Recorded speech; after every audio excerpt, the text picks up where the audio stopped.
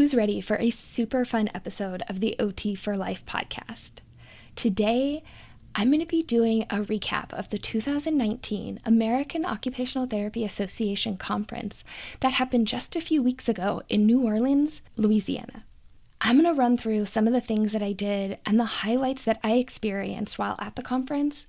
And honestly, I had an absolutely amazing time and can't share everything that I did just in the interest of time, but I'll do my best to try to recap the things that really stood out to me about attending the conference. Also, you'll quickly realize that the theme for this year was community, as it will come up continuously throughout this episode. From reconnecting with old friends that I haven't seen in years, to meeting all sorts of new and fantastic people, the occupational therapy community is really the best around. So here goes. Let's dive on into the 2019 AOTA conference. If you're interested in occupational therapy, this is the place for you. This show aims to explore our profession by sharing who we are and what we do. Because for us, occupational therapy is more than just a job. Hi, I'm Sarah. Welcome to OT for Life. So to start things off, I arrived on Wednesday, which was the day right before the conference started. That was my only day to really get to hang out and experience New Orleans and kind of tool around the city. Once I got there and I checked into my Airbnb, I met up with Taylor from Taylor Made OT at a local restaurant for my first taste of traditional NOLA food. From there, we actually stumbled into a free music concert that was just happening on the street and was really cool, just walking around and getting to hear the music and meeting up with some other people that were there to attend the conference. It was a really, really fun time. After that, we headed straight over to one of the conference hotels so I could check in because I knew I was going to have an early morning on Thursday and that the lines could be long. So I wanted to make sure that I got checked in early. And when I got there, there was absolutely nobody there. It was probably just a couple minutes before registration closed for that day. And I walked right up, I got my badge, and I was done, and it only took a couple minutes. So it's a great tip if you want to try to avoid the lines. Starting right after that, and in the same hotel, was actually the special interest section networking reception, which was something that I had never attended before at any of the previous conferences that I had been at. But after listening to Dr. Michael Roberts' I Love OT podcast and his episode on how to get the most out of the AOTA conference, I figured I'd give it a shot and see what this networking reception was all about. And once we got there, it was really, really cool. Basically, it was a bunch of different tables for each of the special interest sections, and that includes developmental disabilities, academic education, children and youth, productive aging, home and community health, mental health, rehabilitation and disability, sensory integration and processing, and work and industry. And so pretty much Taylor and I just walked around a little bit and then sat down at a couple of the tables and chatted with people that were interested in areas that we were also interested in. And one of the most fun things that we did is when we were sitting at the children and youth table, we got to make bracelets, which we totally just put our Instagram handles on and then got to wear for the rest of conference. As soon as Thursday rolled around, it was off to the races with so many things happening, so many people, and just so much going on. There's a good quote that says, "Life happens when you're busy making other plans." And boy, does that hold true to my experience at conference. Every day I had this beautiful plan of what courses I wanted to go to, posters I wanted to see, and presentations that I wanted to watch. But what I found would happen was that I would run into someone in the halls, strike up a conversation, and then realize that time would just disappear. Ultimately, I found myself many, many times throughout the weekend and throughout the conference that I would have to make the decision to leave the conversation and make it to my planned event, or take this opportunity that I have with the person or the group of people that I'm currently with that I might not have the chance to talk to again at the conference. And honestly, most of the time, I chose the latter.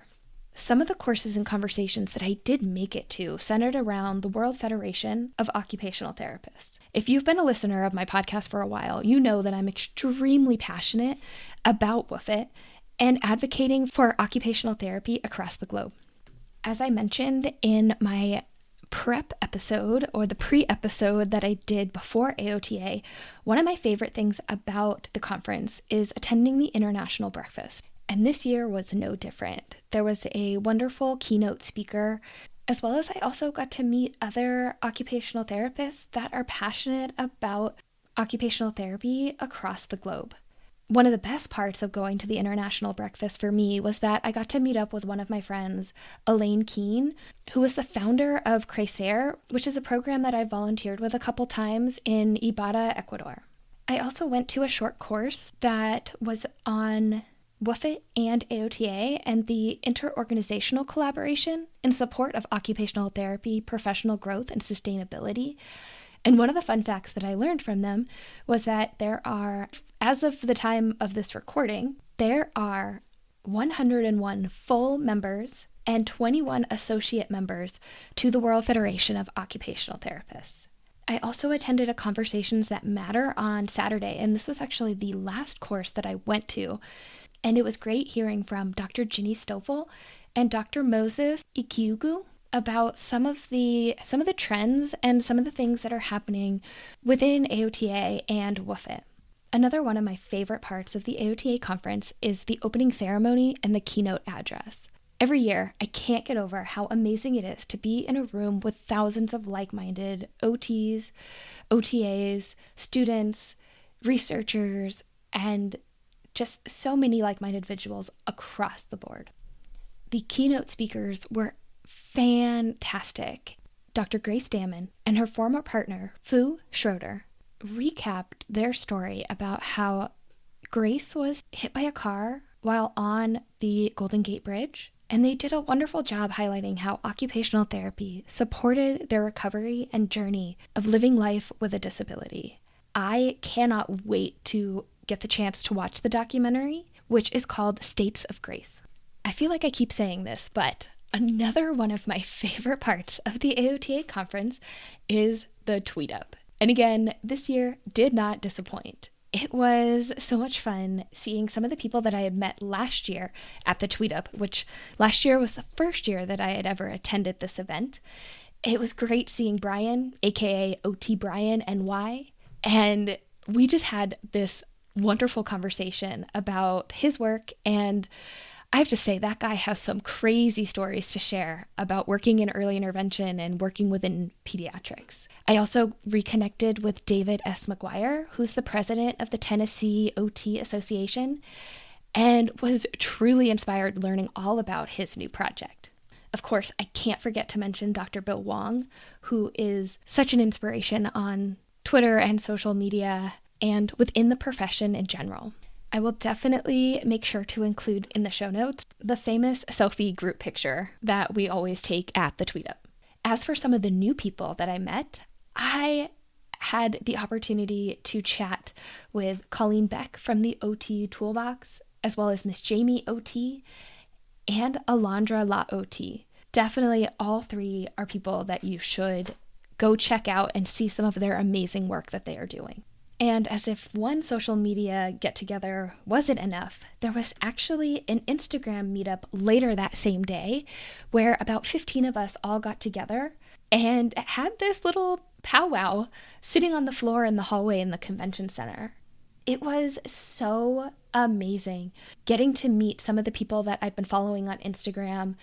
And I have to tell you, this group is just so inspiring, including both students and practitioners from all across the US. I'm going to totally fangirl it up here for a second and talk about some of the other OT podcasters that I got to meet, as well as some social media gurus. First off, I was fortunate enough to have the opportunity to meet Mandy Chamberlain of the Seniors Flourish podcast.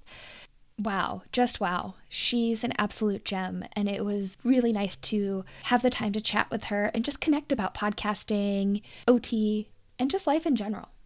In addition, I got to meet Dr. Michael Roberts from the I Love OT podcast, who was actually a previous guest of mine on episode 23, titled How Deep Is Your Love for OT?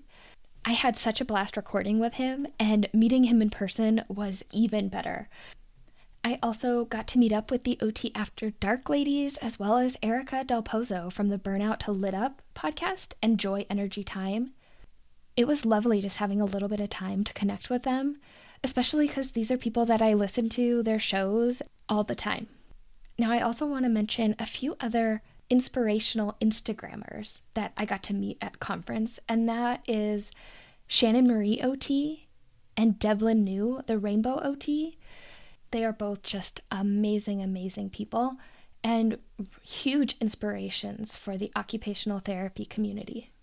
Also, while wandering the halls of the poster sessions one day, I ran into Miranda Rennie and learned about her brand new OT podcast called OT Uncorked. Let's just say when two OT podcasters get together, the conversation lasts for a long time. I think we chatted for over 2 hours. Not only did I meet other OT podcasters, but I also got to meet and reconnect with some of my previous podcast guests. On one of the days, I got to meet up with Igioma from episode 20, titled Leading From Where You Are. And actually, we had never met in person, being that we were connected through a mutual friend. And so it was great meeting and getting to know more about her and hear how, even as a student, she has so much passion and is already making waves in this profession. I also had a chance to chat with Brandon Siegel from episode 26, the business side of OT. Brandon is an absolute gem, and every time I run into him, I always walk away with some new information in regards to business and occupational therapy. I'm so glad that I had the chance to run into him while walking around the expo hall on one of the days. Speaking of the expo hall, I also got to chat with Cami Colwell from episode 7, titled From OT to Entrepreneur, and hung out with her at her booth for a bit, catching up with her and hearing about everything that's been going on with her company, Clinic Tote. I actually met her last year at AOTA, and it's been really fun kind of watching her journey and getting to see the new line of bags that she just released. Now, a lot of people pick up a ton of stuff at the expo hall, and for me, I actually didn't end up bringing home much OT swag this year, which was mostly intentional because I've had so many years where I've loaded up on so much stuff and then struggled to fit it all in my suitcase to bring home, and also because I'm trying to be a little bit more minimalistic these days. But somehow, a little stuffed cow from the More Cowbell booth jumped into my bag and has found his home on top of a shelf on my desk, getting to oversee all my podcasting and report writing. He's definitely watching as I'm recording right now. Another one of the highlights of the conference for me was actually getting to run into some of my previous students. A big shout out goes to Kiara, Christina, Deborah, Gabe, and Rachel. Like I've said before, I love being a fieldwork educator, and it means the world to me to see my previous students attend conferences while they're still a student and once they start practicing, and to get to see them to continue to advocate for and represent our wonderful profession. I also got to meet up with you, the listener, and it was great connecting with so many of you, hearing your feedback about the podcast. Sometimes it feels like I just talk out into the ether, so actually connecting with you in real life was definitely a highlight of the conference for me. Now, a lot of people always say that going to conferences is expensive. And while I admit it does cost money and it isn't cheap, I also want to point out that going to conferences like AOTA is an investment in yourself. You never know who you might meet, what research you might see, or what inspiration you might come across that could have a lasting impression on your professional life and career. I have gone to the last 5 AOTA conferences, and each year has been amazing and special in its own right. This year, like I've said many times before, was all about community for me, connecting with old friends and meeting new ones. I came home absolutely exhausted, but completely inspired and motivated to keep sharing stories from students and practitioners in this profession. If you have any questions about my experience or just attending the conference in general, definitely hit me up. If you have any stories from your conference that you want to share, shoot me a message and I'll share it. Also, definitely check out OT for Lyfe on social media, including Instagram, Twitter, and Facebook, to see some of the pictures about my time at the conference. Before I go, I wanted to give a special shout out to Taylor from TaylorMade OT and Shannon from Shannon Marie OT. These girls definitely made the conference for me.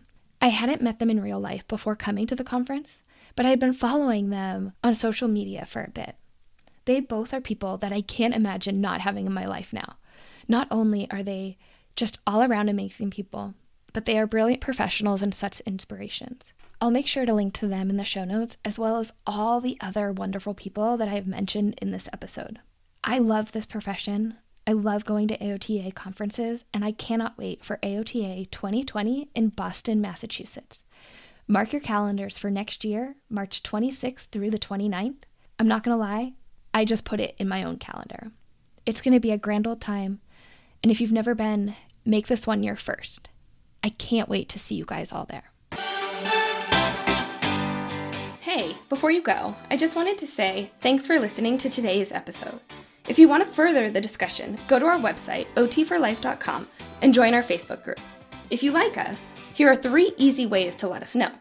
1, share our podcast with a friend, colleague, or anyone interested in occupational therapy. 2, leave us a review on iTunes or anywhere this podcast is found. 3, subscribe to us so you don't miss out on any upcoming episodes. Thanks again. We'll catch you next time, OT for Lifers.